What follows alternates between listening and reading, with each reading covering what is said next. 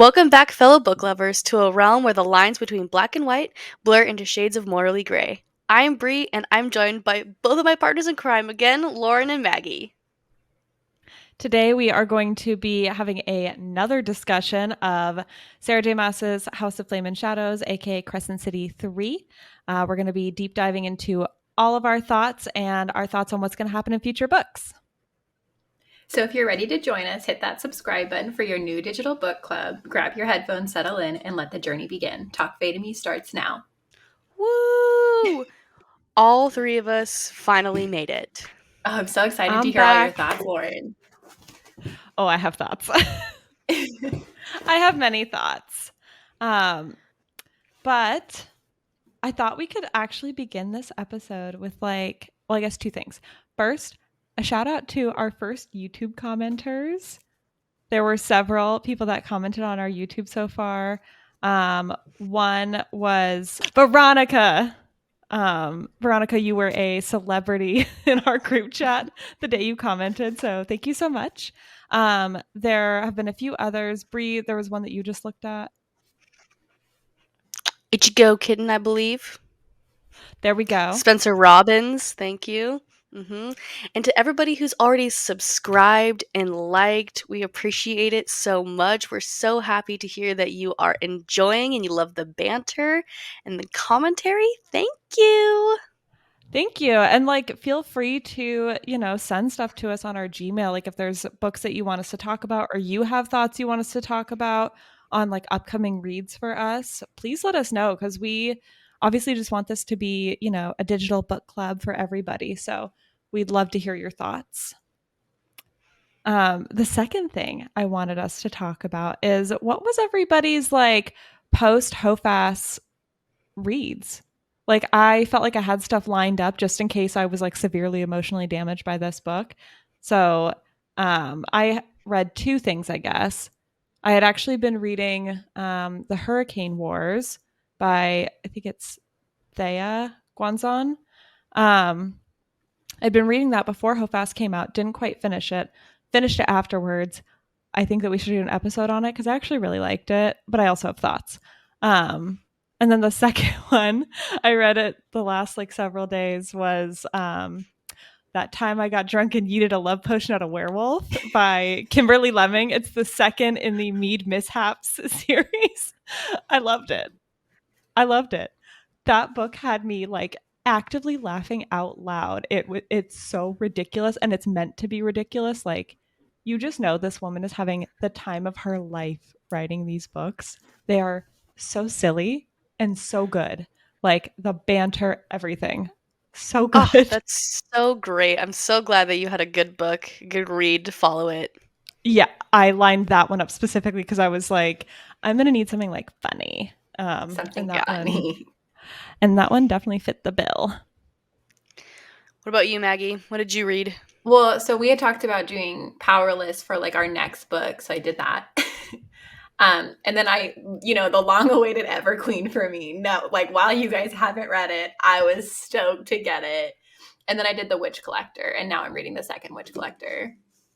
What were your thoughts? Did you like The Witch Collector first? I did. I enjoyed it. I don't know if it was just because I had just read such a chunk of a book that I've had a hard time kind of getting back into a new fantasy world, if that makes sense. I picked up the Everqueen knowing that I loved the first one and I was well versed in her whole world because I'd read the other series that's not a prequel, but kind of a prequel series where it's the kids are in the Everking series. So I'd read that one. So I was well aware of this whole situation. Okay. So then I don't know if it was just kind of hard to pick up a new world and kind of to start something new, but I liked it. I'm going to keep reading the series. So I feel like we'll see. It's just been on my list. So just, curious. And we can talk about Powerless when we get to that episode. Yeah, we'll save thoughts for then. Yeah. But, yeah. Powerless was my first initial read after Crescent City 3. And I think it even took me a week to get into it, that I had book club and failed to read the book for my book club because I was still so damaged. I just had thoughts of Crescent City floating around my head for a week after, and I just couldn't stop. So it took me like a week and a half to pick up a book. Um, and then, like you were kind of saying, Maggie, that I just don't feel like I have the brain capacity to get into a fantasy world, that I have the Ever King because you have talked about it so much in my Kindle, but I just keep scrolling past it because I just don't have like the mental fortitude to take it right now. And so I have dove heavy back into the hockey romance, which are like 300 pages and take me less than a day to read, to cleanse the Sarah J. Maas hangover that I have severely. Do you guys ever get nervous to recommend a book to your friends who are like avid readers in case like they hate it? Yes. Because Yes. that's how I feel about the Ever King. Yeah. All the time. But it's fine. I will read the Ever King though. I just finished that time I got drunk and yeeted a love potion at a werewolf last night. So tonight I was like looking for something new. I only have Powerless on audio, so I'm gonna save that for when I have a long drive, which will be in the next it'll be soon. But I was like, I was gonna start Manacled. I'm scared to start Manacled. Yeah. I'm really scared to start Manacled. It's really long, and everybody says it's like gut wrenching. So I'm like, am I in the headspace for a gut wrenching? Like, I just came off the high of like a perfect little stupid smutty rom com, and so now I'm like, am I ready to like be destroyed by Manacled, or should I wait? Yeah. We'll see. Well, there's no use prolonging it. Lauren, tell us, what did you think of House in Flame and Shadow? I have a lot of thoughts. I think overall, like I liked the book, but I'm also disappointed by this book. Okay, I liked fair. it. I liked it, yet I'm disappointed, and my list of things I didn't like about the book is like kind of long, which is like really upsetting for me as like such an active like SJM fan. I mean, I can get into like the good things that I like first. I actually really enjoyed all the scenes in the tunnel in the beginning of the book, you know, Bryce with Nesta and Asriel. I really enjoyed like their camaraderie between them, although Bryce like did bother me with the whole worm thing. Like, why? That was unnecessary. But I did like a lot of their like banter. I thought we got into some cool stuff with all like the like cave carvings and stuff. I liked the story from Celine, although I was a little like, hologram? Really? We're going to go hologram to get this story?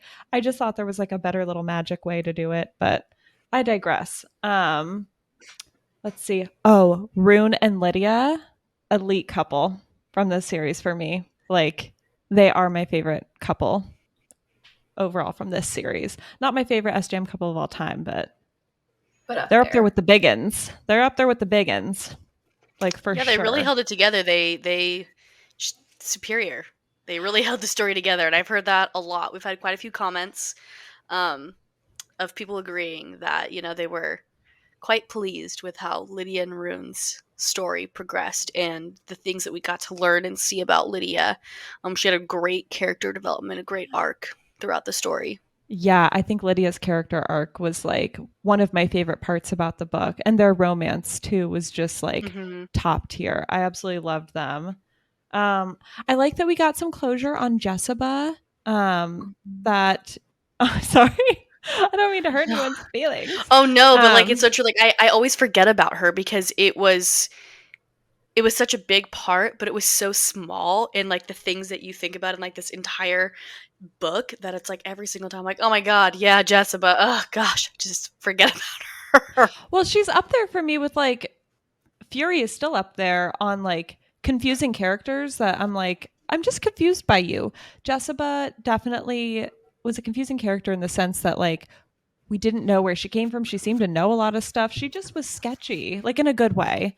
So I'm really happy that we got like her sort of backstory, although I'm just a little bit confused on why Apollyon was like, you know what? Curse. I don't know, curse. And that was the explanation we got, that she was just on a boat and he was like, curse. So that was a little lackluster, but I really enjoyed that we got the story of her being like a priestess at Parthos. I thought that made so much sense. On her gifting Bryce the books and trusting her with them was just so sweet. Um, so that was something I liked. Oh, I have on my notes. Literally everything about the sprites was a chef's kiss for me. I those three little sprites and their queen, loved them. Loved them, loved them. Lahaba vibes, but like even better when they were fighting in the end, in like the final battle, I was like, this is just so full circle. Like from what Lahaba did for Bryce to now, like she's got these three sprites and their queen who are like really going to town on the Asteri. Like, what a great moment. Justice. Ju- Justice for that queen. I cannot pronounce her name. Arithes? I don't know. Yeah, I Could think be. that's it. Mhm. Is that really it? Oh my god, look Mhm. at me. I actually got one right. What was the what?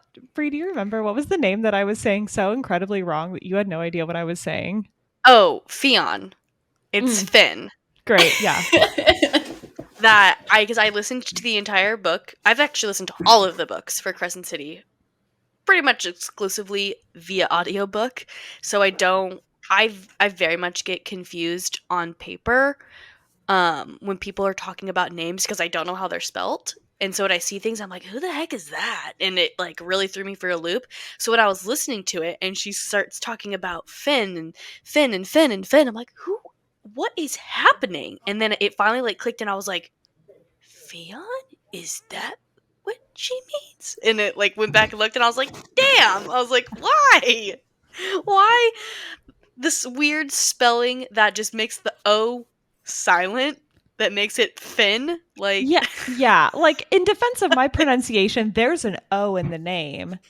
So I don't feel so bad yeah. about my pronunciation on that one. It was But wrong, but it made me chuckle when I finally figured it out because I was confused listening to it, and I was like, who is she talking about? And then I went and looked and was like, oh my gosh, it's Fionn, but it's not. It's just Finn with silent O. well, because it was our Crescent City prep episode, and I was like, Mhm. High King Fion, and you were like, I have no idea what you're talking about at all, and I was like, did we not both read Silver Flames? Like, what do you mean? So Yeah. now I get why you had no idea. I was That very makes sense. confused. It's But it's okay. okay. Uh, I also thought, and maybe some people won't agree with me. I thought the torture scenes in this book were actually well done. Mhm. Not as intense as like obviously, I guess spoiler for all SJM books, not as intense as like Aylin's like torture, where Mhm. that was like gut wrenching, but this was like sufficiently gross and like graphic to where I like really did feel a lot of the pain that like specifically Rune was going through, and like poor Baxian, I like know. chewing off Rune's hand. Gross. Yeah, I agree. I think that they were very well constructed. It gave you the whole thing with the shadows, and I was going back through and I was highlighting my book. Um, the thing about the shadows, and it was the princes from hell that were kind of sneaking up and were talking to Hunt. I thought that was a really clever way because it wasn't quite so in your face at first. For some of this, like I think some things sort of happened in the book. But yeah, overall I thought that made part one more enjoyable than some of the lengthy, weird, drawn Mhm. out cave stuff. I think in particular, part one for me was kind of the best part of the book. Like, Really? I think so. I think, and maybe a little bit in like the third part of the book, but well, okay. I guess I should preface by like, I'm not talking about the Ethan and Therian stuff because we can get into that too. That was like, but I meant like the torture stuff was all in the beginning, and Bryce and Prithian that I actually did like. Mhm. There was a lot of action. I felt like a lot of moments where I was like, oh my God, like what is going to happen next? I felt like I had a lot more of that in the first part. And then the second part, obviously, it slowed down a lot. Mhm. And then Yeah. the ending definitely had a little bit more substance to it, but I have issues with the ending, so we can get there. For sure. Um, oh, I really liked all of the interactions with the Princes of Hell. Um, I thought that they actually were really good characters in this book. I thought that they made sense. to like have the Princes of Hell involved. You know, we got Hunt's like backstory, which was cool. And I like that Bryce and Hunt went to Hell and like actually got to like see kind of what it was like there. I thought that was cool. What else? Hold on, we gotta backtrack here, Lauren. The biggest like shock factor of part 1, the Asteri that was just chilling in a sarcophagus under the mouth. God. See, that's what I'm saying though. Like that was one of those moments in part 1 where I was like, what? Like how has this bitch been under the prison the entire time? Nobody knew. I get that like the information didn't get passed down or something, but I'm like, okay. No one explored? How did Amryn? Well, how did Amryn not know?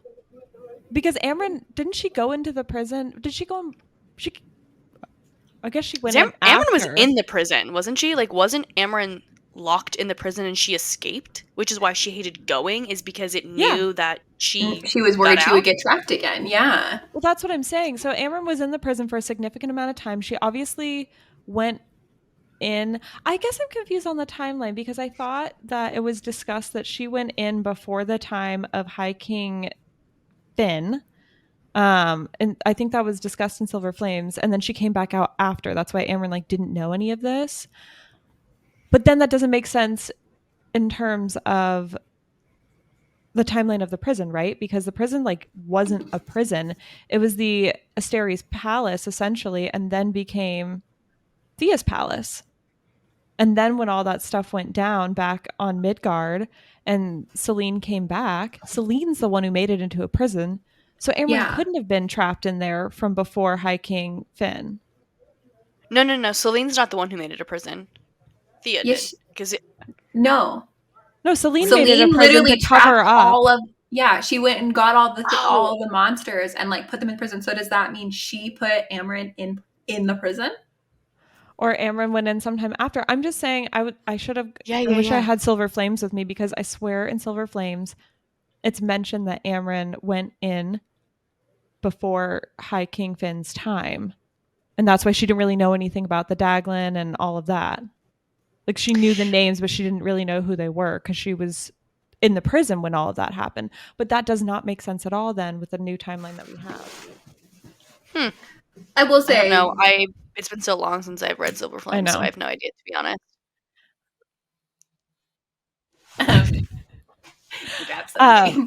But I think at the end of the day, either way, right? Because there's a lot of talk about like the prisoners talking. The prisoners seem to be actually very like aware of when people are in the prison and kind of what's going on in the prison. Amryn certainly seemed to be aware.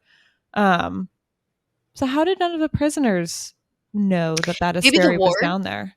Mm-hmm. It could be the wards. That could just be there could be a really simple explanation. I just thought it was like an interesting tidbit that like this thing's been down here for a very long time and nobody knew. Also, did anybody catch that like she looked like Maeve?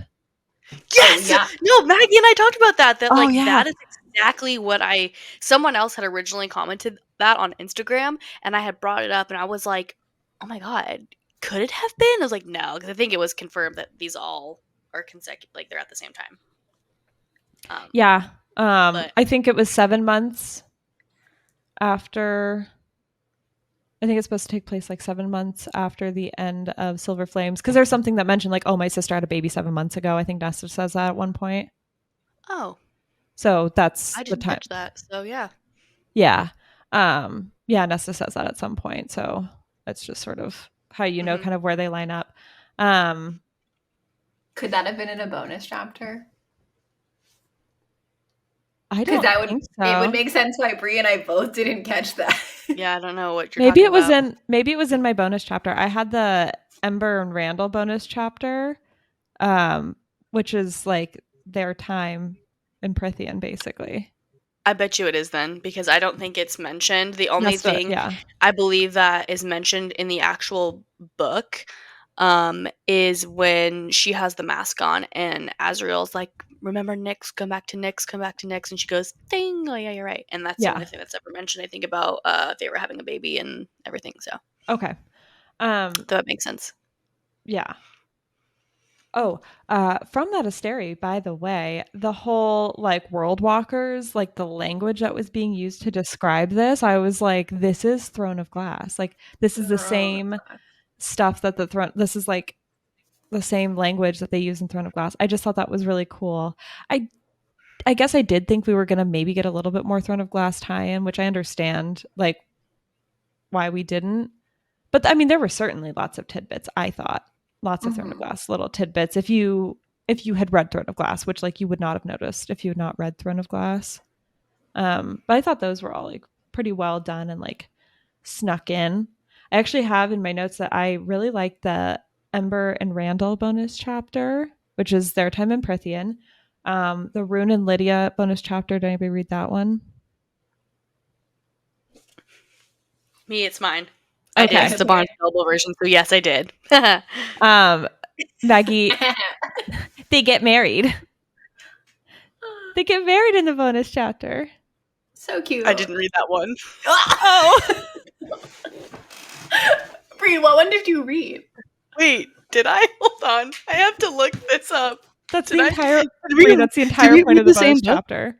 That's the entire point of the bonus chapter is like their wedding. I'm gonna read them. I just haven't yet.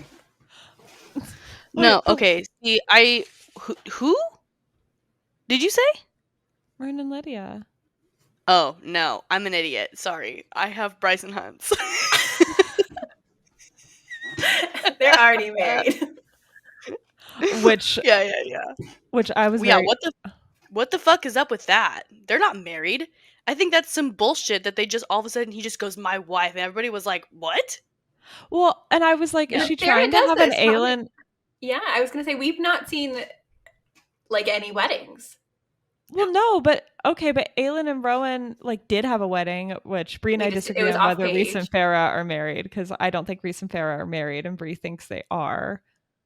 Yeah, I was gonna say I was like Rhys and Farah. I was just about to say I was like they're married, but we don't see it. No, they're not. But questionably, I know that it's not.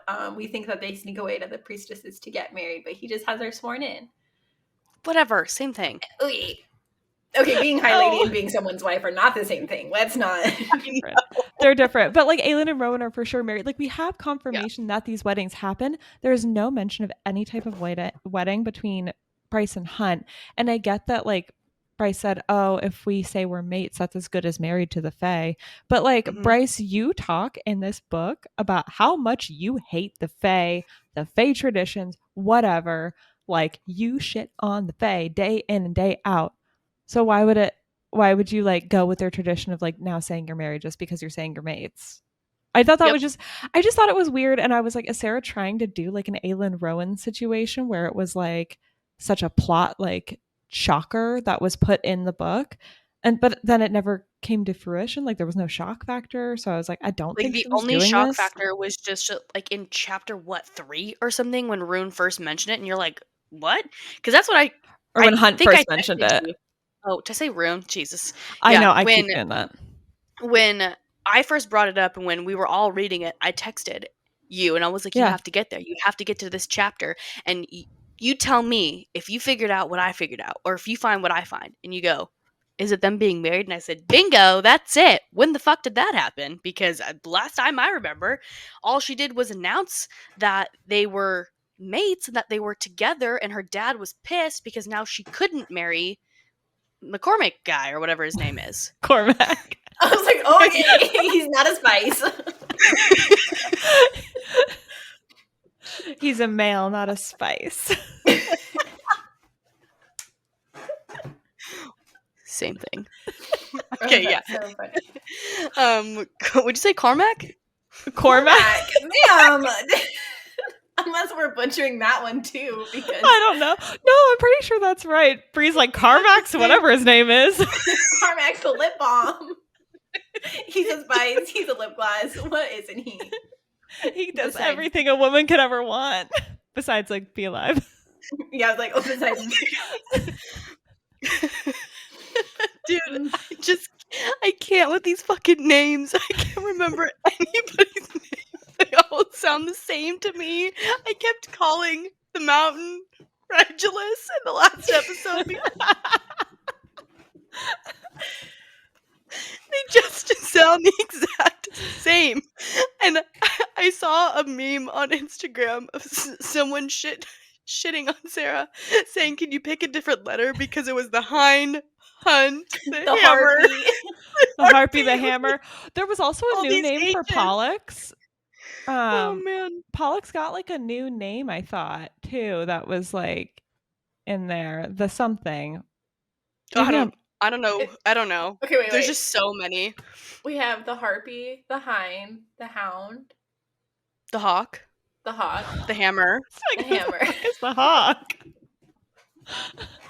He's been there for like 2 seconds.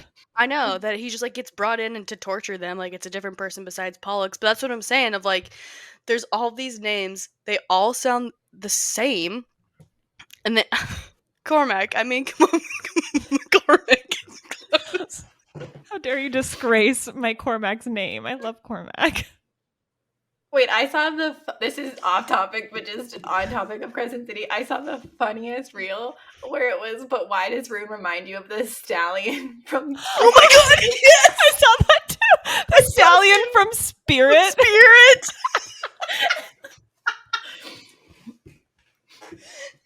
So does, and I still love him, even though he looks like both a horse and Skrillex. He's a It's Skrillex so horse. upsetting. Stop! I love him. It's very upsetting.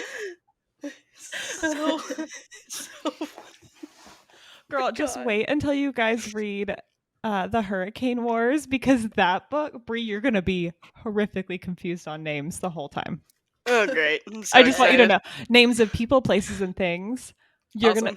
I was horrifically confused. I texted Casey because I was like, "Oh, I'm started reading this book finally," because we had talked about it, and I was like, "I just want you to be warned. I did not know what was going on at all for the first 50 pages." She was like, "At least it was only 50 pages and not like 200. 200. Yeah." But I was like, no, I was still confused throughout. I just really didn't know what was going on for the first 50. So, Huh, that's so crazy. Of like, it just makes me wonder, like, how do these books get so hyped up if they're so fucking confusing? But, anyways, sorry, I veered us way off topic with my McCormick mix-up. it's all good. I don't even remember what we were talking about. Well, now we can talk about the things I don't like about this book. Yeah, you know what? I wonder Lead if us it's in, like Lauren. the same ones that we disliked. Yeah, Probably. go ahead. Tell us what slightly disappointed you with this book. Okay, so this is for sure open to like a good discussion. I felt like there was so much build up towards the crossover, and I know what you're going to say, Brie, which is like, it was the fans, right? That the fans really built up this crossover. We all had these crazy theories, and maybe we did overhype the crossover and we were expecting too much. But I want to talk specifically about like the ending scene that we get from House of Sky and Breath, where it's all of, the inner circle, right? And like Reese is right there, and we get like a tidbit of Reese in the beginning of this book. The intro we got for Bryce into Prythium was that like she was there for help. She was going to find help. The inner circle was going to be involved, and they were going to help her. I understand that like all of my other theories are like just wild and out there, but that really is what we were set up for at the end of House of Sky and Breath. And that is not what we got at all. Like, we did not get really much information from Amryn, which I'm surprised by, because like, girl, aren't you the one who's also from another dimension? So yeah, I just felt like we were getting set up for a much more like in-depth inner circle thing. Amryn really should have been involved. I have no idea why she wasn't like more involved. Like, girl, you're the one who would know this shit. Like, not Asriel. What is Nesta gonna know? I understand that like Nesta was necessary because of the whole maid thing, and there was a lot of other stuff, but I'm like, Nesta don't know shit. Nesta was a human until like 2 years ago. I totally get it, of like feeling that, and now that you say that and you frame it that way, that makes a lot of sense with like being disappointed of, you're right, we were set up for a little bit of a different experience than what we were brought into, because it ended with her in the living room and then we start with her in the dungeon, and it's like, what? Did you guys also feel like every time like Reese gets mentioned, it's like, oh, you better hurry. He's going to be here in a few minutes. Like And then he constantly never where it gets was, there. he never gets there. And it's like, oh, you better hurry. He's on his way. But he never shows up. And it's like, y'all, he can winnow. He could be there now. Girl, I had that thought too. He can winnow. I guess he can't winnow directly into the House of Wind, I don't think. No, he cannot. Right. But can't you But like like winnow right above it and then just you drop on? can. Yeah, you can So, winnow right above it and then drop down. Yeah, now that you say that, that's so true, and I I don't know, I feel like this also, like, really painted him in a bad light He's in this been book painted in a bad too. light since Silver Flames, though. And like it kind of goes into that whole argument that people have on, is Sarah just like eviscerating Reese's character in Silver Flames, or is it just that we're hearing from Nesta's point of view? And if that is true, then this is also Reese from Bryce's point of view. And if so, right. then is Reese just an asshole? And Farah like just didn't see it. But even that of, like, there's just I'm so interested to see how the next ACOTAR book is going to go, because to your point of Amryn would be the person to know this, and she was there and she would know all this information. I think she was intentionally left out because I think that's what the next book is going to be. It's going to be all these pieces, and I think maybe there could potentially be some more like world walking. Because who's going to be the big bad? What's the big bad in ACOTAR now? It's Isn't it Koschei. Koshi? Oh yeah, you're right. Okay, there you go. Koschei. Koshi. You're right. You're I right. don't know how to I keep say forgetting it. about him. I totally keep forgetting about him, but like there's still the whole thing with the other continent. You're right. So like that's the other, like that's the big bad now. And I feel like maybe there could be some more world walking, there could be some more crossover just because they know how now and they know it's a thing. Maybe they'll go to the other world, to Aurelia, instead of going to Midgard. Like just throwing it out there of like possibilities, but I think that there's going to be like that's why. I think it was intentional that there are some holes because I think they're going to get filled in later.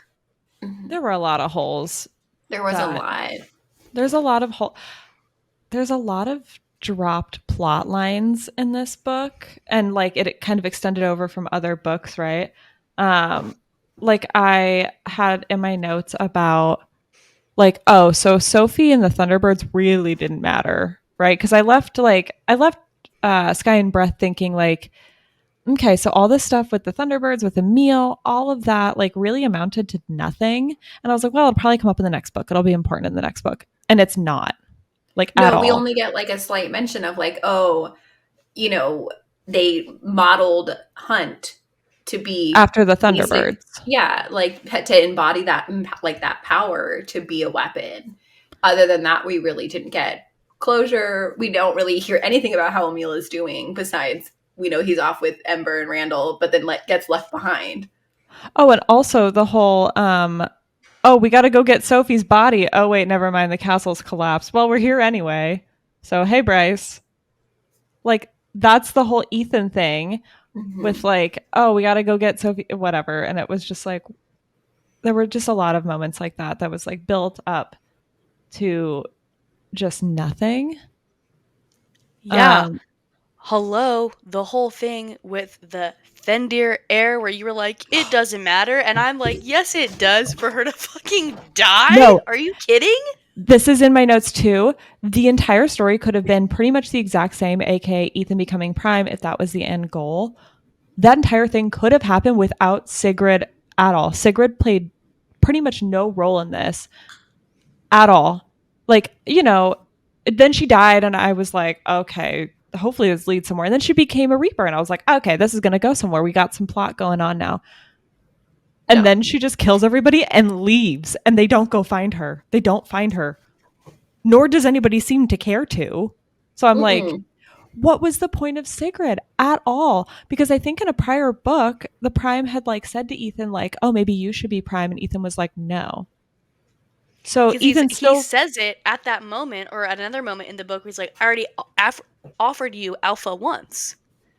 Yeah. And Ethan's like pushing so hard against it. And that's what I was telling Maggie before. I was like, you know what? This is just so weird and it's just so pointless of that of like, I overall like Ethan and I'm into the werewolf thing. I think they're very cool.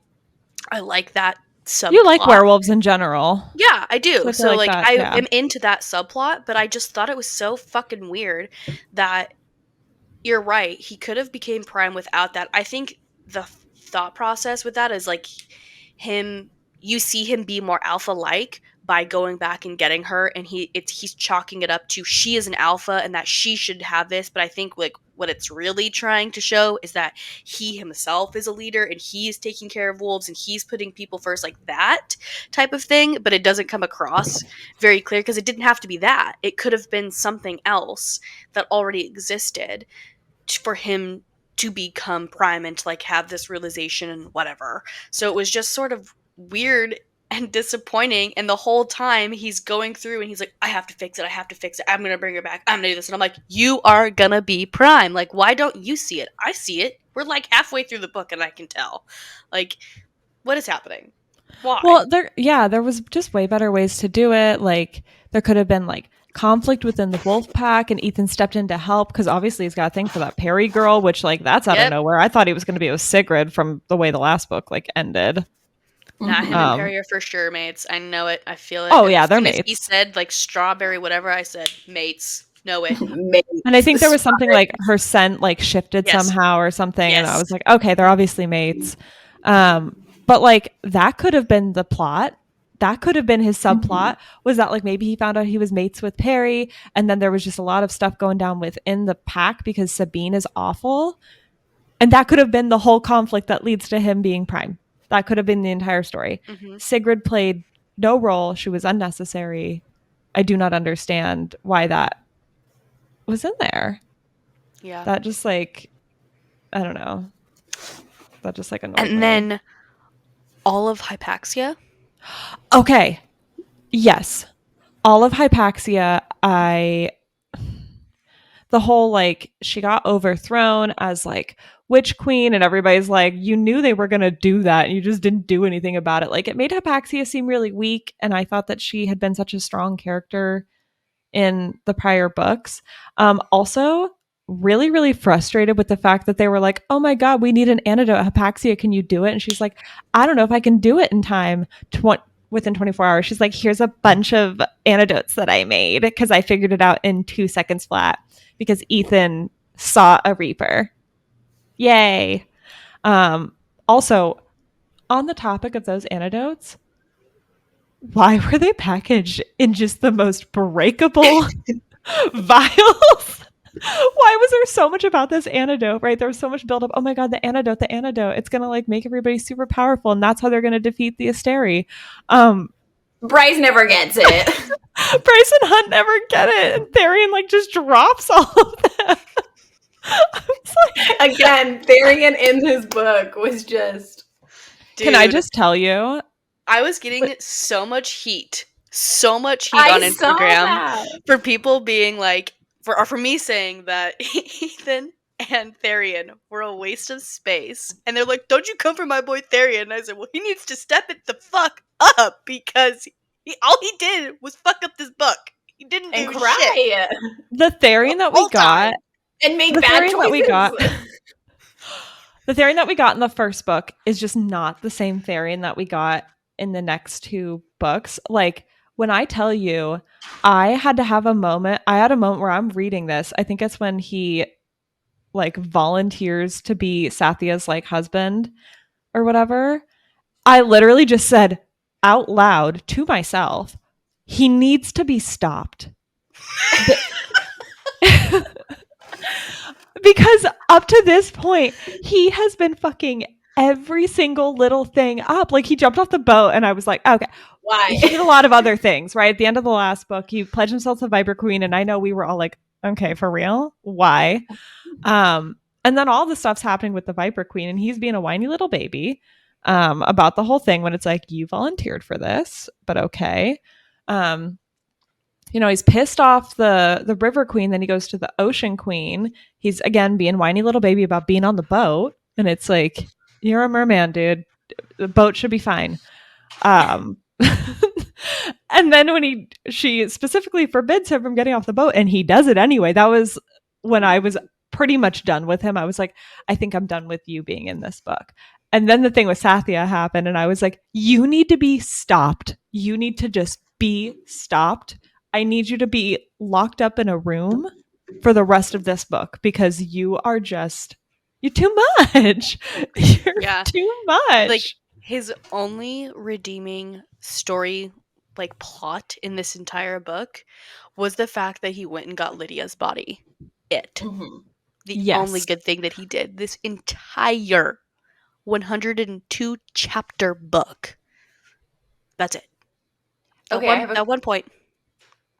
So, Lauren, Brie, on our Instagram, Koala Lover 8 said, but who would have married her? Just curious. Talking about Sathya. And I want to know what you guys, like how you think that plot point could have been addressed if Tharian had just stayed in his lane. Well, what's the I'm assuming it'll have some type of like plot significance later, but there was no point to that plot line as far as this book goes, so nobody had to marry her. Anyways. Right. Well, Okay. In that's my head, I think that was kind of resolved so quickly because very soon after that, Bryce murdered the king. yeah, they're all dead, so what's it matter? No, it got resolved so quickly because they all died. So no one had to marry her because no one was there to enforce the fact that she needed to get married. Like, why couldn't they have been like, oh, we're engaged for just like while they're on? But it's fine. I don't know. I just don't. Because then Yeah, she I freaking agree. leaves anyway in the end. She is like, She I gotta leaves go for for her a man, like Fae boyfriend. which was her trial. Huh? Wasn't that like Sathya's? What did they call it? Her ordeal was like when he Ordeal, left So, trial. her. hold on. I again, so this was a book that I actually picked up and was looking at it. So, I need you to refresh my memory if you can on what the ordeal is because it's capitalized. Like the Yeah, ordeal is capital letters, so it's like a thing. What is it? Because I just don't remember it being mentioned in the like I remember it, but I just don't remember what it is. And so like, what is their ordeal? Why do they have an ordeal? they go I think through it's like some traumatic event, right? Like it's Runes like a Fae and rite of Griffin. passage. Yeah, like theirs is in the what is it called? The Cave of The, Princes. the Cave of Princes, and then Bryce's is when she saves. Oh my god, no! Hers, yeah, It's it's when like she when saves Syrinx. It's with the okay, knock yeah, and like they break he in the breaks the tank. glass, and then Lahaba dies. Like that's Bryce's ordeal. Like as they're watching it, Rune says this is her ordeal. And But So then what it's does just it like Sathya's do? ordeal. I don't It's think just it does right. anything. I think it It's just just they a go Fae through rite of something passage. hard. They just go through something hard and figure life out through it. I don't know. Huh. It's not really Okay. well explained. Yeah, But I then think that's Just why like I Sathya's the was a rod. ordeal. little yeah, so I was kind of confused because it was like they hype it up to be like this big thing where it's like, "Oh, that's your ordeal," and it was capitalized, and I was like, "Wait, what did I miss? What do you mean? What's this ordeal thing? I'm confused." I really think sometimes Sarah gives us too much credit as readers, and I'm sitting there like, what? Yeah, like Sarah, I'm dumb. I'm I'm a dumb stupid. person. I'm very stupid, so if you could just dumb it down. This is going to be the thing I'm Um going to need you to spell it out for me. Theories, we got that shit on lock. But this, I'm going to need you to explain the ordeal in a Like, little bit more detail. Thank you. you know, when books have like a glossary of terms, I live for that. I need that for Crescent City like no other book. I need you to tell me point blank the drop, the ordeal, all these terminologies, and just very basic definitions so I, as a dummy, can understand what I'm supposed to. Yeah. Yeah. yeah. But it's fine. But I really like that everybody else's ordeals is like they're almost killed by something. They're like somebody's trying to murder them. And Sathya's ordeal is her boyfriend left her. For real, girl? That's your ordeal? Okay. But then she just leaves Tharian anyway, so it's like She's got to go save him from the Viper Queen. I guess to answer Maggie's Everybody question, needs saving from the Viper Queen. the fucking Viper Queen. Like, girl, I need more information on her because she confuses me. Very confused by the Yeah. Viper Queen. I guess that didn't answer Maggie's question though. I don't know that anybody like had to marry Sathya, as I guess. Yeah. My answer to that question. I'm very sorry, but yeah, I have to agree. I just don't think it was necessary because it was made out to be kind of like a big deal, and then it just like Resolved. nothing. Yeah, it like resolved, and all it further did was like dig Therian in the hole with the River Queen and her daughter when she like flies in the room. How could you? Oh my god. And she's just like devastated that he was with someone else, and like I guess it sort of served to resolve some issues with the River Queen, I think. Didn't it? Like didn't they kind Right, of like because it talk it out? yeah, she's like, "You know what? You still a crappy dude, but you might like I don't even know what she says, like Some. Yeah, something she like about like kind of forgives him. So like I get it, but like I don't know. I just they're really making it a big deal that like she was stuck on this island and she wouldn't leave, and that in order for her to do anything, she like had to get married. Well, what? why couldn't her brother have been her chaperone? Like I don't know if maybe like I have like an oversimplified view of it, but it's like she's got her adult male right there who's gonna watch her. Like Yeah. Yeah. It was It was weird. just it was just kind a of little bit glossed over. ridiculous. Hmm. Yeah. It was just unnecessary. And like again, I I just have to presume that this is going to tie into future books. Hmm. Like Yeah. that this okay, but I presume that about the Thunderbirds and Sophie, and guess what? Didn't matter in the end. So I don't know. I've lost a little bit of faith in SJM after this book, just because like there were a lot of like drop plot lines I felt like in the second Crescent City book that I was like, okay, but that'll be important in the next one. And then it wasn't. And I'm like, oh, Hmm. girl. And I know she knows Yeah. how to do a series and she knows how to weave these like extremely complex storylines that like span multiple books. Throne of Glass, right? Like incredibly complex storylines that span multiple books. And she still can put it back together. And maybe that's what she's going to do here. But at least in Throne of Glass, the storylines made sense when they happened. I felt like, you know, like when everything Yeah. comes like full circle in Kingdom of Ash and you get all these people from the Assassin's Blade, you know, and information that we had learned in like Tower of Dawn, like things that span multiple books, but it makes sense when it's happening too. Right. It's not just like thrown in there for like sake of throwing something in there. It's like logical as it's happening. And then also like as the reader, once you get to the kind of culmination of everything, it's like, oh my God, oh my God, oh my God, it all worked out. And we didn't Yeah. have that. No.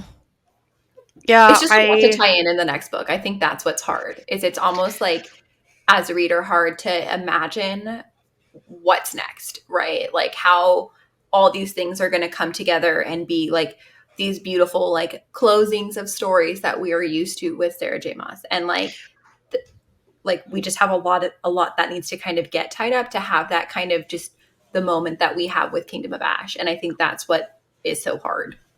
Right. yeah, couple things on that. That I think as we're sitting here talking about this, I'm sort of thinking about it in the sense of Crescent City bears a load that the other two series do not.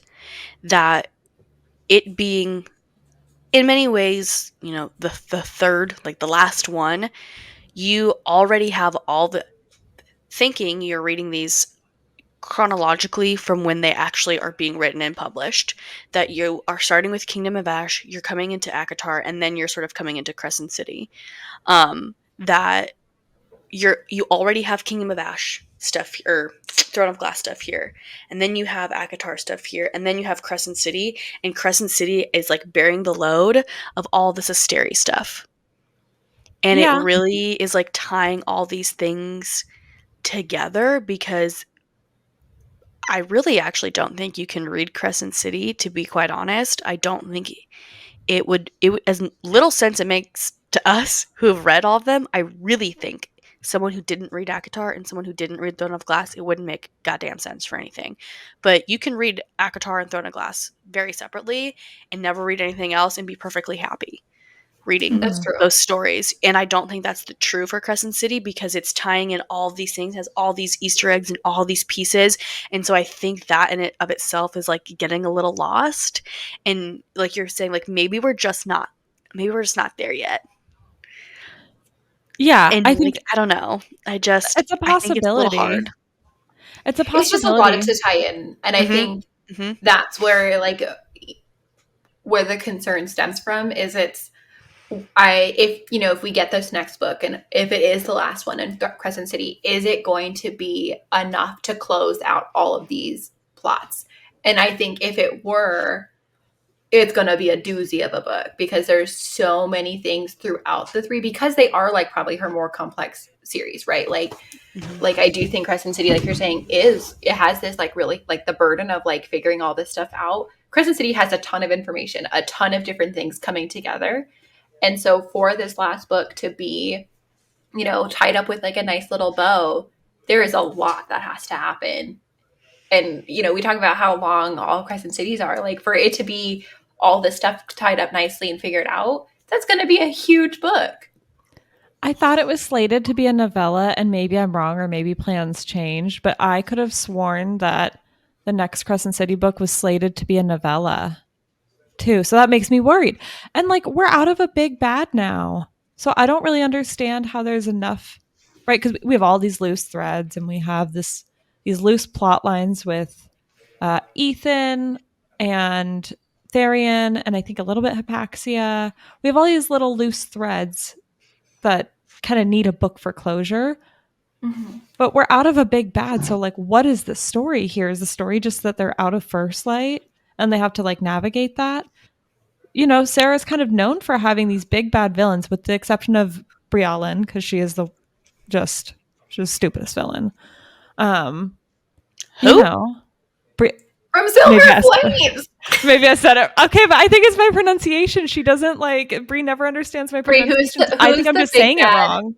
In Crescent or in Silver Flames, who fights Nesta on the mountaintop with Cassian?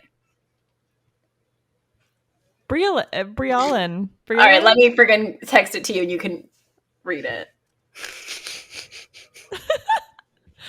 Brie, I have no comment. Books. Did I? I don't know. Sometimes I'm like, did you read Silver Flames? I don't know now. Do I know who Sarah J. Maas is? Sometimes I don't know. I really question. Well, Cormac is McCormick, so we're just gonna call him Spice Daddy from now on. This is Spice Daddy.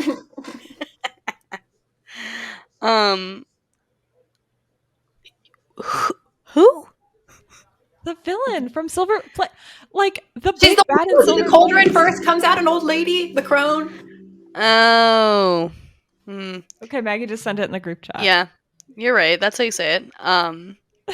I just needed a little tidbit of info. Here's the thing. I think I've only read Silver Flames once. Oh, okay. I think that's why I struggle with it, and it's not that I don't remember them, because I don't think I've just gone over it enough. I haven't thought about Silver Flames enough to sort of remember some of these things, and that book has the most that has to do with other series. Because ACOTAR, no. Mist and Fury, no. No. The first 3 ACOTARs are like pretty self-contained, and I really don't think that they have a lot of tie-ins. Because even the novella, like they don't have anything to do with anything. Like the only thing that's somewhat crossed over that's mentioned is the Book of Breathings and the Cauldron Truth Teller itself, and the Cauldron and the Truth Teller. I'm like, that's it. I just have so many little points, I guess, little things to pick at. Truth Teller. Why is it called Truth Teller? I thought we were going to get that explanation in this book. Right? Because I've been wondering that since Truth Teller was introduced. Why is it called that? Is it just because he tortures with it and gets to tell the truth? Okay, then maybe that's the story. But I want to know if it has a second. Real name. I'm confused now, because that was how. Is it not the sword, or is it Azrael's shadows that help him know that someone's lying? Because I thought it was the dagger. And that's why it's called I thought the daggers told him people's secrets. The shadows? I thought he just... The shadows. I thought the shadows reported back. Yes. To him. See, so in the very beginning of this book, when they're in the dungeon, Rhys is going, "You're lying, you're lying," and it's because Azrael's telling him nope, not true, not true, not true, and it's because of the dagger. That's why it's called Truth Teller. It has whatever magical powers. When it was dipped in the cauldron, I'm pretty sure. sometimes I need to do like a recap, I guess. I know. I don't know. Maybe Brie's right, but if Brie's I right, think that's it. Like, I think that's just the explanation. Like, that's always what I have taken it as, that it was called Truth Teller, is because only certain people can wield it. And it was that Azrael was able to for whatever reason, and it got people like it for some reason. Yes, he tortured people with it, but it was it told he like knew that someone was lying. I don't know if it like vibrates, if it does something. Like, I have what's no on idea. like Dorian's sword? Yeah. Yes. Is that Damaris? Is that the sword that does it in Throne of Glass? I think because it's oh my It god, was there's so many swords and so many names. Brandon's. It was Brandon's sword. Yes. Yes. Also, did anybody else scream at the Brandon reveal in this book? I was shook. Like, I had been thinking for a long time that there was got to be something that sort of tied Aelin in with Lydia. Their descriptions are really, really similar. She's a stag shifter. I think her eye color is like similar. And then all the little tidbits with the ruby ring, I was like, okay, that seems exactly like Rowan's wedding ring. So I'm confused. And then when she revealed that she named her son Brannon after like a long dead Fae king, like a relative or something, I was like, oh my God, this is it. This is it. This is our Throne of Glass tie-in. So then that also, I feel like, because I think they're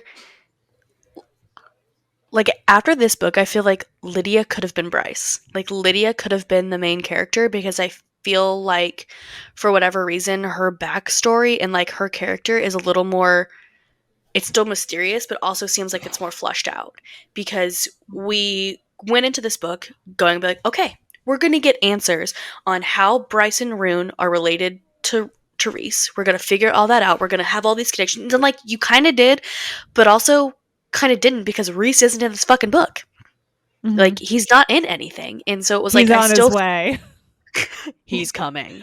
He's on his way, don't worry. But it was just like, you thought you were going to get these answers and you didn't. But then here's Lydia, where it's like, now I have questions now that we're talking about this, of how does she know that? What was brought over from Aurelia into Midgard that she would know that family history? Because we know that they're not from there. She didn't know that. So like, how does she know that she's related to this king, this long dead king, whatever? And like, she hints at who her dad is and how her family is and how they're awful, and she did this and she did that, but like, it's never really explained. I don't actually even know if in the story they tell you who her family like really is, and like, it doesn't go into anything at all. Like, how are her and Hypaxia? Like, I know they're half sisters or whatever, and it's Through their just like, mom. yeah, and it's just like, what? Like, it's so interesting. Like, she has so much more of an interesting story, and maybe it's because it's like half witch, half fae, Yeah, right? stag That's what She Lydia shifter. is is. okay. Yeah.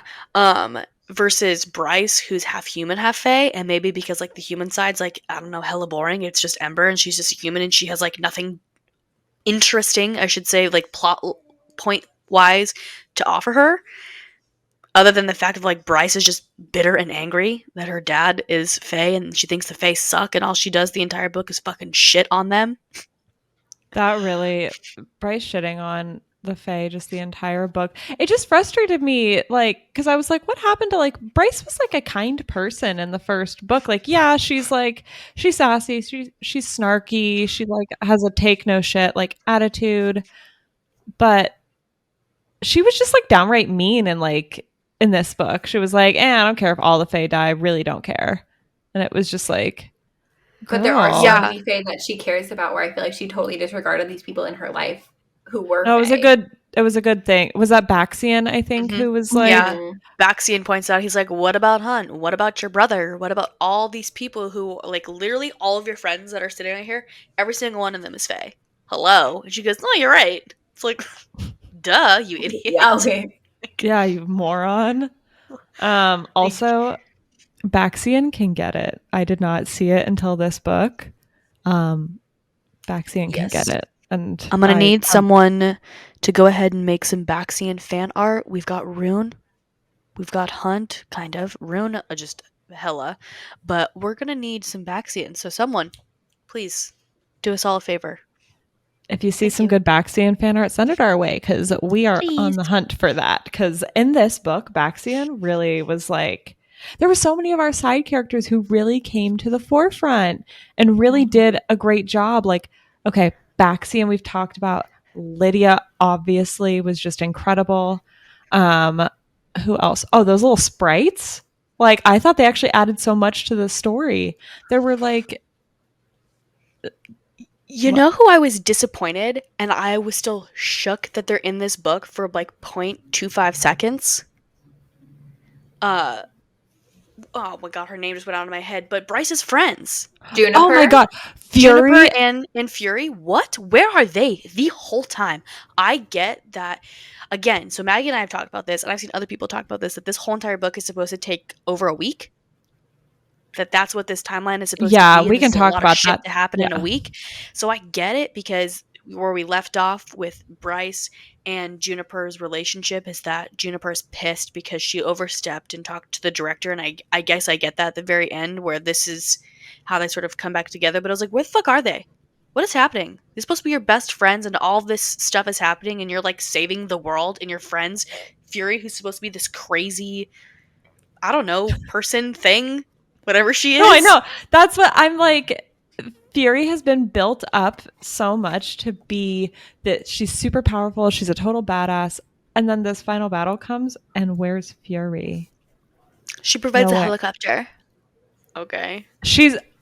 This is not the first time where she's been in the book specifically just to provide a helicopter. I want everyone to realize that. This is at least the second time where her like purpose in the book is just to provide a helicopter, which I'm like, you built her up to be a lot cooler than just the helicopter lady. Because I feel like Fury, I built them up in my head of like Fury and Amryn were like at the same Mm-hmm. type of like level that I feel like they were sort of described the same, that I was like, ooh, maybe Fury is kind of like an Amryn. Maybe they're from like the same place or the same thing, because she's like is built up to be this like crazy badass assassin chick Yeah.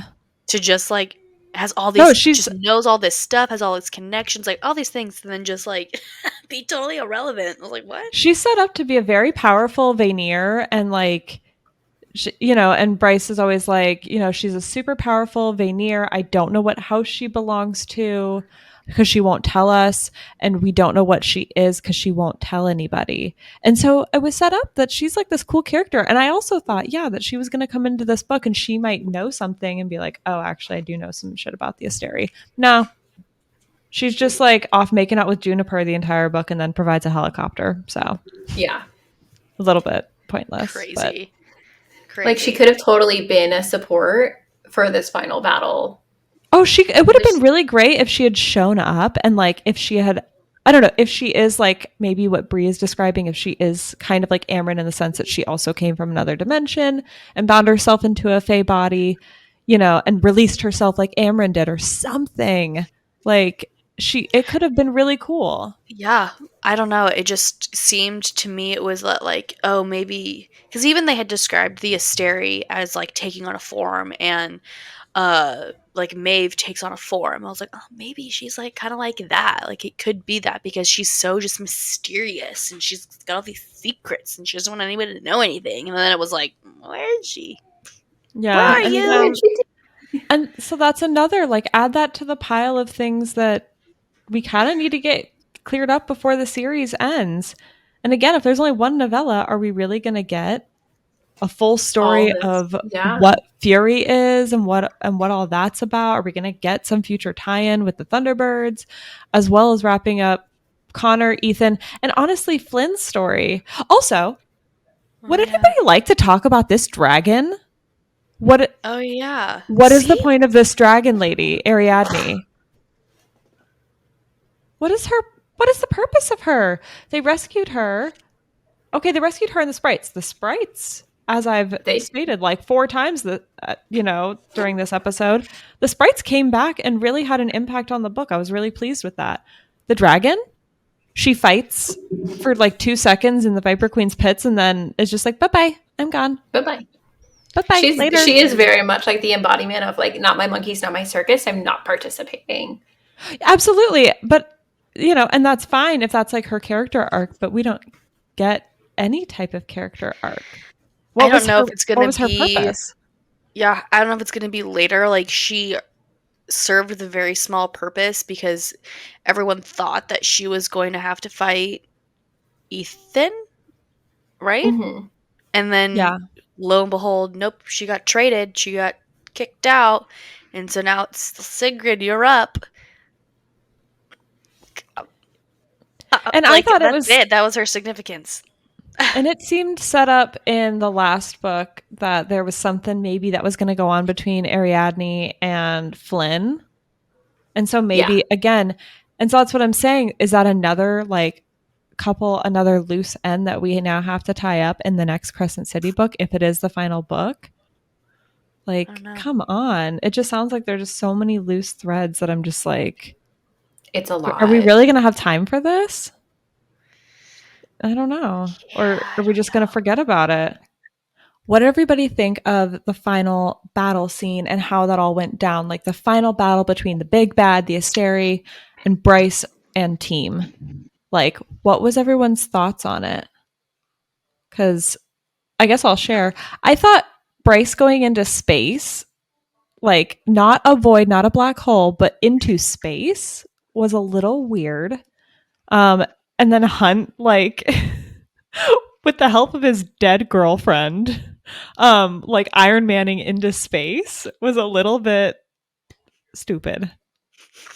I'm sorry. It was just the image like that I had in my head was just like a mix of like Interstellar, whatever that movie is where it's like Sandra Bullock like floating through space or whatever, with Iron Man just like coming out after her. I was like, this seems a little silly. Was not my favorite. Yeah. I think Lydia kicked ass. She was cool. Like when she is like fully ready to off herself to save everybody, I was like, okay, Miss Aelin 2.0 with the, with her little bit of Mala, like, loved it. Such Aelin vibes with her. Also, was anybody a little disappointed by like the off-screen kill of one of the Asteri? Like, why do we have an off-screen kill of one of the Asteri where the Princes of Hell took one down, and we didn't even get to see that from like Hunt's perspective or something, or like Baxian's like I would have or loved somebody. to see the Star Eater do it again. Yeah. Like yeah, you get him, Apollyon, and I didn't get to see it. So that was a little bit like, okay, I did not appreciate that. Yeah, I just feel like Crescent City more. I think, I don't know, the struggle with this, I feel like there's so many characters, and I guess even in Kingdom of Ash, there's a lot of characters too. I don't know, I think comparing this to, like, the big fight scene in, what is it, Mist and Fury?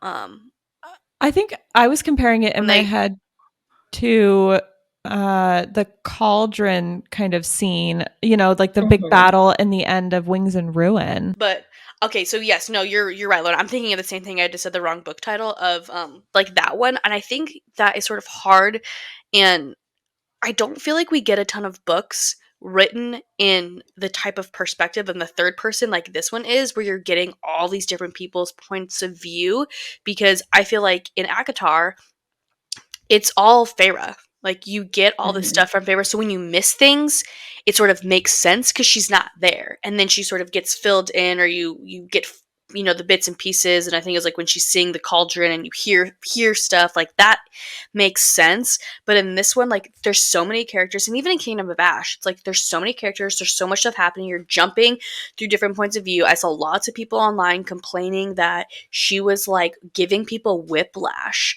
going back and forth from this person to that person, to it being like a half a page in the one scene, and then going into another 2 pages and it's another scene, and then you're going back over here to this and it's another quarter of a page, and it was just like a lot of back and forth, and there was just so much happening that I think it is a little bit disappointing, because you would have wanted to see a little bit more. Like I I liked it. I enjoyed it. I thought it was it got the job done, but Yeah. I think there was just some pieces that we would have liked to see Yeah. that we just Or we maybe missed. easier to follow. I think that was my biggest complaint with the big fight scene was I felt a little lost in it and like just, you know, I felt like we just didn't it wasn't like a very satisfying end all be all battle. No. And like I Yeah. just Yeah. My other major gripe with the final battle is all the stuff with the mask. And I will explain. Right. So in Silver Flames, we get a lot about the mask, and it's so all consuming that even somebody who's dipped in the cauldron made Nesta can barely resist the call of its power. That this is just awful, terrible, all consuming magic that nobody can resist. Oh, but guess what? Bryce can take it on and off, no problem.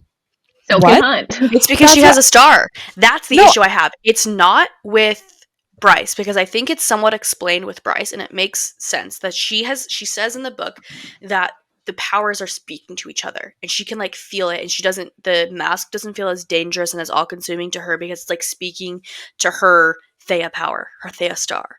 Makes sense. But then there's like Daddy Han over here. What? No. No, no, no, no, no. Oh god, That you're doesn't not make any made sense. like Yeah. No, no, you're not made. Yeah, no. you're not the same, dude. And like the and he does it with like explanation, no qualms. And I don't even understand why he does it. it really had no impact on like his little Iron Man scene there. He put on the Moment. mask and Right. it was Like like, why?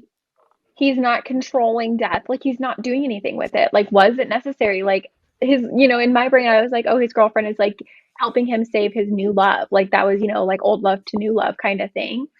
Where like it wasn't about like gaining the control and like being like help me. It was like he's going to sacrifice himself and she's like, "Yo, I'm going to help you do this."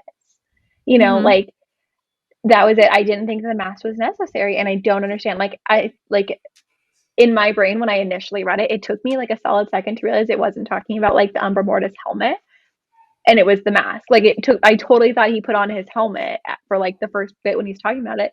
And I was like, wait, that's not what's happening here. But I truly thought he was just like, I gotta channel like my inner Umbra Mortis to handle this. But that wasn't it. Yeah. It just really, again, like was just we get so much buildup and we get so much information and like things in the crossover that are coming from the Akatar world and then just suddenly don't make sense when they're transferred over to the Crescent City world. Like I it was just all that stuff with the mask that really was like, this is really inconsistent writing across the two series. Like it damn near took over Nesta.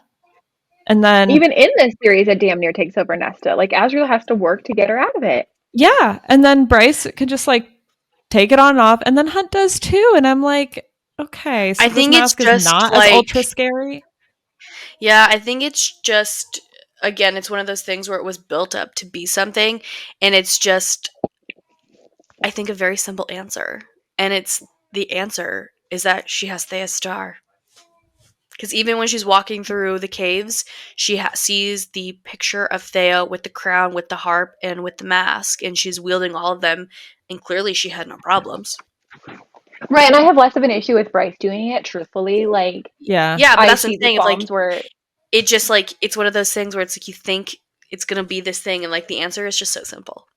And it's like, oh, really? Well, and then the answer of like why Hunt can do it is like quote unquote simple too. It just doesn't make sense. It's like because when he Totally. and Bryce had that really weird sex scene that honestly I texted Maggie after and I was like, I don't understand what happened with they were floating. I don't really know. They had that were really weird melding their sex scene. powers. Yeah, like where Hunt got some of Bryce's powers and that's the explanation. But it's like, okay, but he gets to use Sarah's words probably, a kernel, A right? kernel. She loves the word kernel and I hate it. But Bryce, like Hunt gets like a kernel of Bryce's magic, and it's like, okay, so just that little itty bitsy piece Is is that enough to enough? combat the mask. Like Bryce. I guess it would make sense. Bryce has enough power because now she's got all three stars. She's got the full extent of the star. Hunt's got a bitty And she has all the piece. power she got from the gates. Like, she got a Yeah, lot. yeah, but it's like, oh, But Hunt then, has like, just this little bitty piece and can do it, this crumb, yeah, and it's Yeah. fine. this crumb. Yeah, Um, I think it's fine. Like, I think Nesta gained, like, so while we know Nesta's made, we know Nesta too, like, when it's described her in the cauldron, she's literally, like, attacking the inside of it, right? Like, she is, like grabbing onto anything she has. So, like, that's where Nesta's power comes from. So maybe because, like, her power wasn't bestowed upon her, she has to fight harder against the mask. Like, I truly don't know, and I don't think this is something we're ever going to have, like, a ton of insight on. If that's true, then would that mean Elaine can use the mask no problem? Because the cauldron gifted Elaine her power. Mm-hmm. That was a gift from the Yeah, I mean, like, cauldron. but why? Yeah, I don't see why not. I mean, like, they're both made. Yeah, just Could I just Farah, like, well, I don't know because Farrah's not cauldron made. that's I true. She's High Lord made, but yeah, I just the was cauldron like, makes everything. So isn't everybody made? I don't know, girl, you're getting real meta.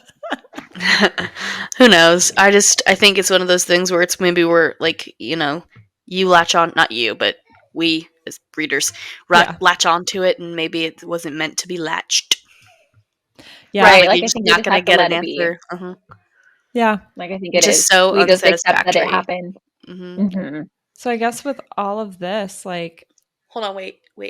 I just have to say, because as we're talking about this, and I know Maggie and I had talked about this when we had talked about our initial thoughts, I'm still so upset, as we just pointed out again, that Bryce, bitchy, shitty attitude Bryce, as much as I love her, I'm pissed that Aelin has this much power.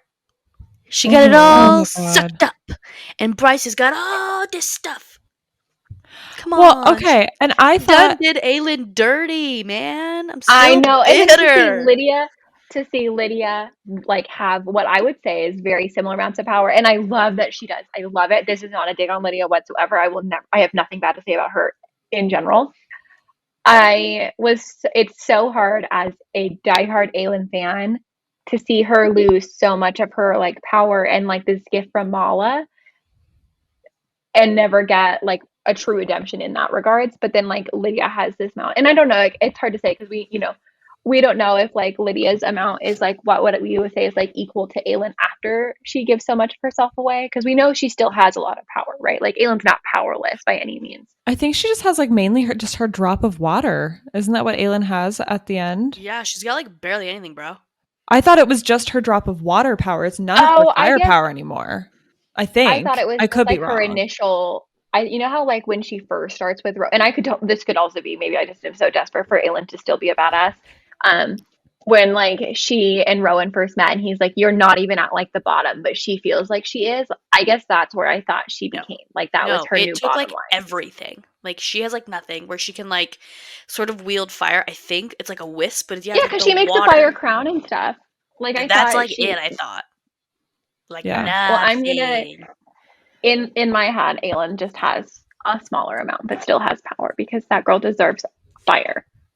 And am I misreading Silver Flames, or did Nesta not give up like I almost thought all of Nesta her gave up a power? ton of power too. I thought Nesta I like, thought she gave up a ton yeah. to, And and then like when she makes a deal, when she stops time, I thought she makes a deal and is like, take I'll give it everything. back. Yeah. yeah, I'll I'll give it give, back if you save Farah. but she clearly has some because the silver flames appear on Are still her. there. The silver flames appear in her eyes still, and they're still on her dagger. And maybe it is less, but I think it's And she, too much to speculate. I think we have to like really put a pin in that mm, and waiting for the next Akatar book because oh, let's just fingers crossed hope that it's discussed. Something is yeah. yeah. mentioned because obviously, clearly, like you had said, if there's 7 months, there's like that's like some time that has passed where we don't see anything. So I really feel it's like make a note. Does Nestor have power? Question mark. And like stick it in the board, and we'll revisit when the next book When comes we out get some because more there hopefully information. there's like more info because I think it's I don't want us to make a plot hole where there may not be one. That's That's fair. true. That's fair. So I guess speaking of like, where does everybody see the next Akatar and the next Crescent City going from here? Because I think that there, This book has to affect Prithian, right? Because They like now know so much they more. now know so much more. There was an Asteria under the mountain or under the prison. There's got to Yeah. be a I lot hope more of a they tie-in.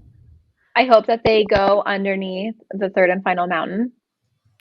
You know, like I think Ramiel that finally, or yeah, or finally like no, now they yeah, know. Yeah. yeah. Yeah.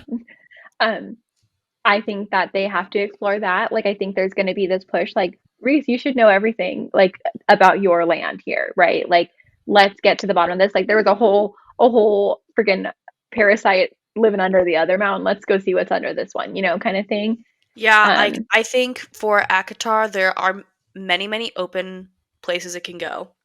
What's Reese gonna do when he figures out that there was an Asteri and there was all this stuff that he had no idea? Because that was my first like big WTF. Is that how on earth did Reese not know this? How did he not feel this? He's supposed to be the most powerful High Lord that's ever existed, and he didn't know. So it's like, what's gonna happen when he figures this stuff out? Two, when she took the star, did it unleash the prison? Are all those beings still locked up? Is the prison come I back to know. life? Because she even mentions that when she unlocked Avalon, that it like came, the land replenished itself because it wasn't being the power wasn't being sucked to contain the star, and she did the same thing there. So like, what are they gonna do there? Like that has to be a major point. Yep. Again, like I was saying, Amarin, I think it was intentional that it was left out. That Amarin didn't fill in information because it's going to be discussed in the next book. But the next yeah, book I think is going to be Elaine's book, is it not? Who So knows? how does She's Elaine? that's again I guess. speculation, isn't it? I mean, yeah, Uh, we don't really I know. guess she hasn't confirmed Elaine specifically, but I mean, it's got to be I thought about we a couple. So, right, I was going to say like I want it to be Asriel, but well, but I I think that want it to Elaine's be book. court. I want it to be like I want the dust court to be addressed because now that if the star is removed, is that the dust court going to have a reemerge because now we can. I did see a theory that because there's that whole weird thing again about the 8-pointed star, and that was brought up again, but not like resolved. Nesta with her 8-pointed star, with the Dusk Court, it's there. So is Nesta going to be High Lady of the Dusk Court? Like is that the tie-in between the 8-pointed stars?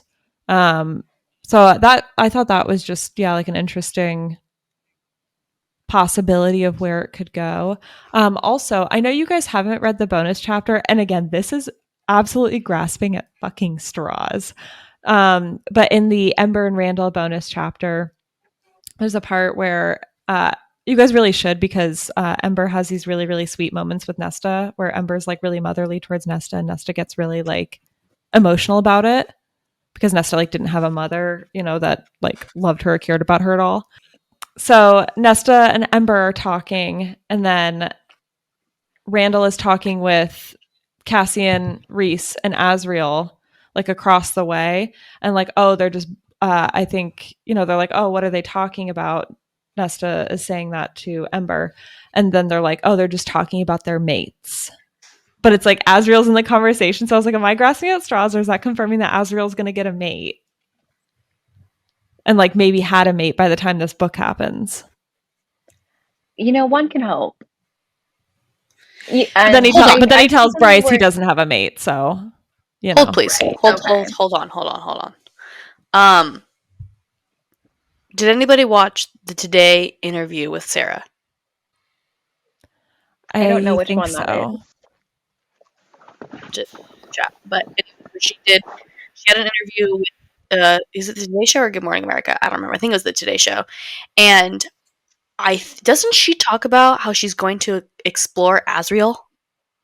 Okay, that's what I was gonna say. I thought there was some conversation where she like makes a joke like Asriel's a It's freak.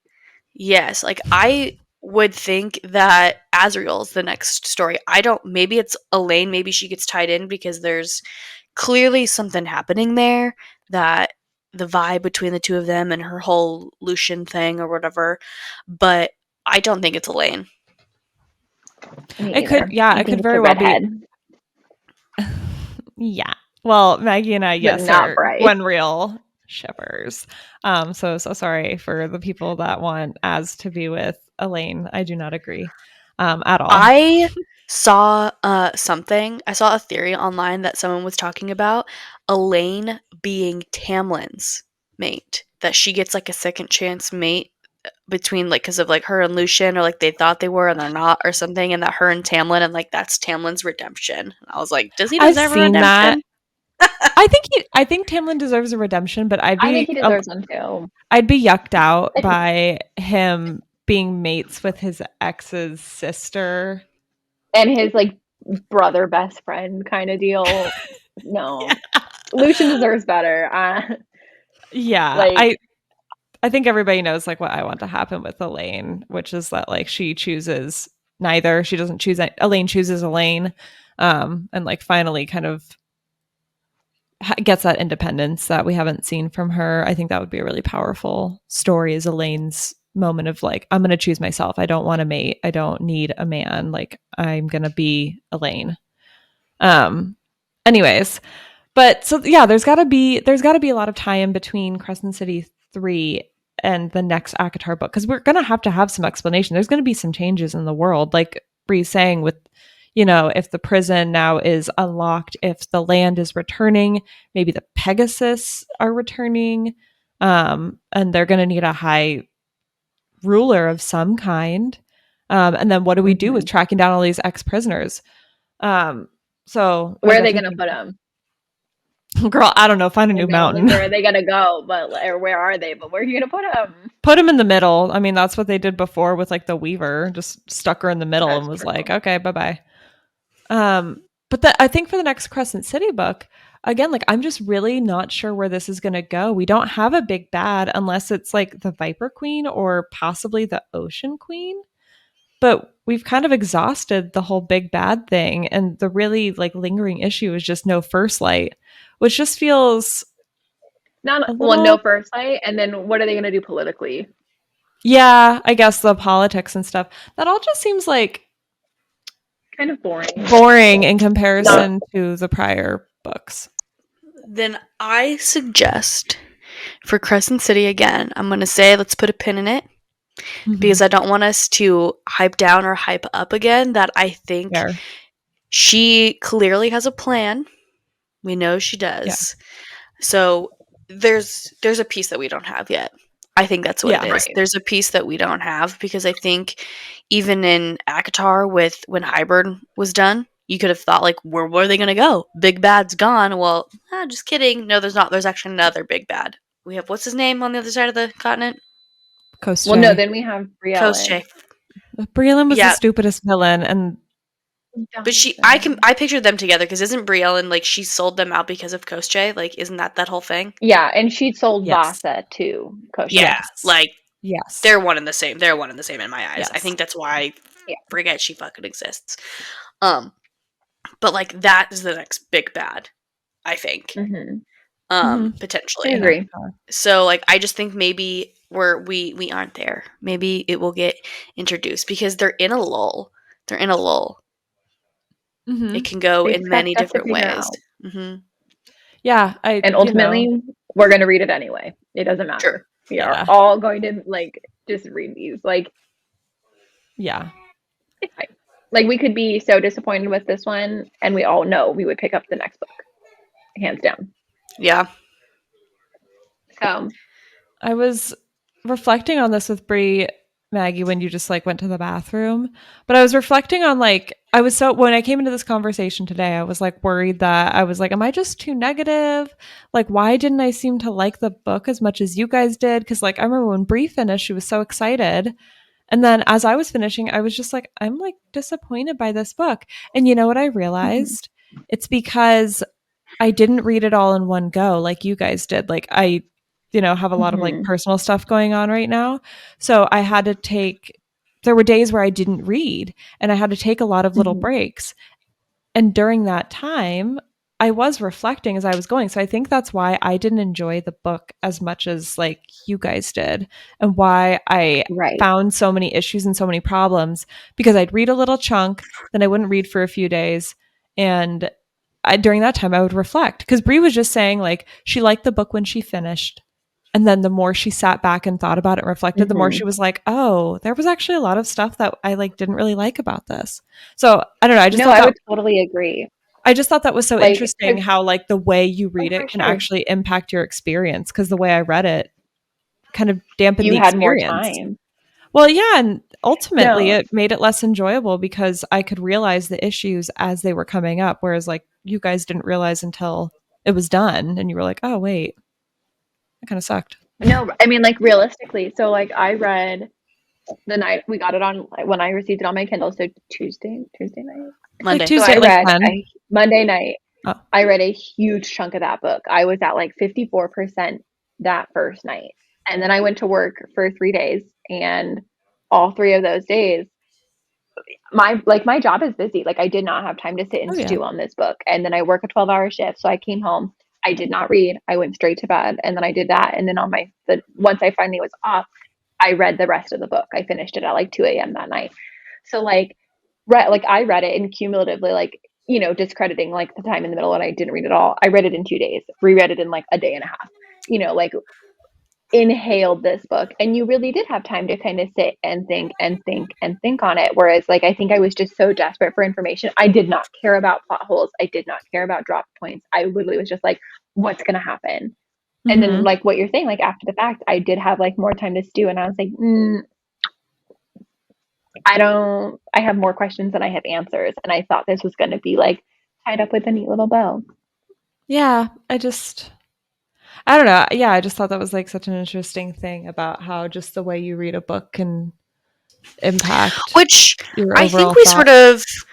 we sort of thought or saw that with you when it came to Fourth Wing and Iron Flame, that Maggie and I were like head over heels in love with Fourth Wing, and then you read it and you're like, really? Am I just Are a you sure? hater? Am I just a I think hater? No, you but the more I reflected on Fourth Wing, the more I liked it. The more I No, I sat know, back but and that's what okay. I'm saying of reflected. like it's Yeah. just the energy in which you're coming into it of like I was so like I have to read this book, I have to finish it because I have to be ahead of this curve. I was like I need to be in it with the rest of the world. And I feel like, again, you like have the time. And I was like in group chats and Facebook groups and messages and all this stuff of people reading this book and people just being like, oh my God, it's destroying me. It's destroying me. It's destroying me. And I'm like, really? Did we read the same book? Because I don't think it did me. Yeah. It was just so information heavy that like I didn't have the brain capacity to go and read another book that was going to be big and heavy because it was like the freaking monologue word or story dump you have it in part one. Like that's basically all part one is people getting tortured and then you having a hologram telling you an entire like 1,000-year history or something. It was like, oh my God, just so much Yeah, info. for sure. Yeah. But I think, anyways, point being, I think, the energy in which you go into it and you're reading it definitely affects it, and like what people are talking about it affects it because again, I think Fourth Wing, it was so hyped up that you were here, and when you first read it you were only here, and then as you thought Yeah. about it, you switched versus like me, I was Yeah. like, oh my God, yes, this is so great, it's amazing, I love it, I can't wait for anybody else to finish it because I need to talk about it, like this is just nuts. And then Maggie finished it and then I was kind of like, oh, maybe not quite so much. Like it wasn't what I thought it was. And especially if like I had told Maggie when because I was driving in my car and I literally gasped when she opened the Northern Rift and Nesta was sitting there. Yeah. And Yeah. as soon as you said in the group chat and you're like, I really hope it's Aelin, I was like, I fucking hyped it up too much. I made a Yeah. mistake. I Mhm. said Lauren is gonna be sad because it's not Aelin. By the time I Though got to that part, I had actually completely forgot about that conversation that we had had. Um, that's so good. I'm don't glad. worry about it because I had completely forgotten. But I was like, "Oh It my all God, works Good. out she's in the gonna be end. so sad." It worked out. But it was like one of those things where there were things that definitely like made me gasp and made me go, "Oh my God!" And I think some of the smaller little plot holes in the pieces I sort of overlooked, which is just kind of my nature in Mhm. general. But also with the fact that I listened to this book again, like some of those little things I just don't feel like you pick up on because I'm not reading it. So it's kind of easy to only pick up on big stuff and when you're listening. because there's so Mhm. many things, kind of multitask as you're driving and listening. So it's like, oh wait, what happened? So I have to rewind it, and then it's, oh crap, I changed lanes. What is it? And I have to like rewind again, and it's Yeah. just like, okay, it's like the fourth time I've hit rewind. I'm just gonna move forward, type of thing. But yeah, I don't know. It was quite the different experience, I think, for me, for you, and for Maggie. Yeah, Mhm. everybody. Also, I just remembered this. This book had typos. I want everybody to be aware of that because that really bothered me. Like everybody knows that typos in my books, like spelling and punctuation errors in my books really, really bother me. This book had at least 2 punctuation errors Bree's like, I didn't catch them because I listened. where there's no opening quotes and there's only an end quote. It happened at least twice. Like quotation marks. If you're listening though, you're not going to notice it. It's not going to be noticeable at Yeah. all. Mm-mm. But I was like, See, "Are you for real, Bloomsbury? Like and even of like that is you so got to be disappointing. joking." So our other buddy who's in our group chat with this book, our Mhm. friend Casey, I was appalled and shocked when she had said that her book got recalled from Walmart because they left out the Yes. entire bonus chapter from several books. What the fuck? Did you not Yeah. learn your god, like did someone else, did Red Tower not learn the lesson for you, where they just got eviscerated by people Mhm. because they had Mhm. pages missing, chapters missing, images, all kinds of bullshit that's fucked Yeah. up because you're in a mad dash to get this fucking book printed, which we all know Bloomsbury, I don't think, did. There was no mad dash to get anything done. So it's like, No. are you Well, and serious? it's crazy to me. Like, obviously, the Red Tower one was kind of like in magnitude larger. Like, I have not seen anything about. If Casey had not told me, I would have not known. I have not seen it online. I have not seen any articles about it. I truly had not seen it until she brought it up to us. No, hers Like, just happened to be to part this of day, a bad Which is batch. It was wild. yeah, wild that it happened to her. Yeah, she was very upset about it. I felt Well, really bad for her. what kind of hush money does Bloomsbury got? How is this Yeah. not being for it talked to about? not That's the be out and thing. about because I haven't seen it anywhere. No, right? Like does this only happen to like Casey who's like the nicest person and isn't going to like make a big fuss about it, you know? Like is it only happening to people like her or was it just that one batch that was bound for Albuquerque, New Mexico weirdly? Like I don't Right. know. Yeah. I have to Yeah, think so no. I strange. have to think it wasn't just one batch of books, I know. It had to have been a few. I but I just haven't seen it. So, like, maybe it was Yeah, oh, I just can't believe that there was still issues. Like, I just feel like, you're a publisher, your whole job is to publish books and to publish. publish them well, and you're an editor, and your job is to edit, and, maybe run it through Grammarly. It'll catch that there's no quotation mark for you, an extra this space. is Like, so this is stupid. not What? sponsored by the way. No. Not sponsored. But, like, just so ridiculous, in today's No, world, I like, really? Bloomsbury specifically, I was like, you're a huge publisher.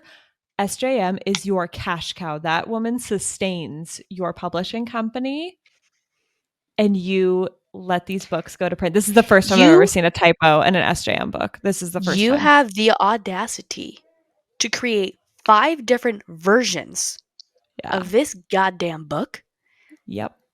to then Only for have one of them to not errors? have the chapter. Yeah. Yeah. What? No. Yeah. No. Ridiculous. Ridiculous. Anyways, overall, it's not my favorite SJM book. It Mm-mm. had good moments. It was a good read initially. It sort of changed my tune about Bryce a little bit. I really liked her. It really sort of solidified that I wish Danica never died. Mm-hmm. But Danica is like the best thing about this series, and she's not even fucking alive. She's more Um, Aelin-esque, yeah. yeah, like it just so crazy. But hopefully we'll have some answers as far as next steps for SJM at the end of this year for when the next Akatar book comes out. I hope it's not like the end of 2025. That I hope maybe at the end I of know. this year with like a release being in like maybe beginning middle of next year. I Yeah. fingers crossed that she's already started writing because I think I might die If we have to if we have to wait like wait. 2 years, basically, yeah. Well, that's Yeah. like the thing Mhm. with the next Fourth Wing book. I I think, isn't it? know. Like it's like not until like the end of next year. Yeah. Hmm. Well, So it's her publisher's fault. I blame them. I'm gonna blame Red Tower for everything. Well, Um, well, she had 3 books written, and they made her. It convinced her to Split it into two. put it into 1 book. oh right. And that So that was why Iron Flame that's felt the why, way that like, it did. Right. yeah, like that is Right. why it's so she's off track now is because it Yeah. wasn't supposed to be as the series wasn't initially supposed to be as long as it was. She already had 3 books written. They made 3 books into 2. So yeah, that whole thing. But Yeah. anyway, um, Anyway, yeah, we'll see where Sarah goes from here. Hopefully it's better, not better, but like hopefully we kind of get some answers to some of these things. But in the Hmm. meantime, I think for us, we're going to be about done. I think we're about done with Crescent City for now. So we're going to be moving on to some more book club type content, which I'm really excited about. I think next we're going to do Powerless as our next read, right? yes. So for this next book club, we actually have one other episode slated. So our next we'll be talking about good old Iron Flame. And Mm-hmm. then they'll give you all some time to read Powerless. Gather your thoughts and feelings because in a couple weeks we will be diving in together to share thoughts, feelings, and everything in Series. between. Yeah. Yeah. So lots of good things coming your way. Look out for the Iron Flame episode. That was pretty fun, even though my technology did not work for like most of the episode. But still, it's a fun ride. I'm really excited to read Powerless. Well, we'll see if I like it. Apparently, I'm just a negative Nelly. I'm very intrigued just to see what you think about it because Maggie and I Mhm. both had some thoughts, and so I'm very, very interested to see what you think, and I am very excited to talk about it Yeah. in the podcast episode. So I hope Good. everybody joins us. Thank you all so much for listening. We've had so many listeners, so many comments, subscribers, followers. It's been so fun to talk with you guys and just see what you'll have to say. All right. We'll see you next time, guys.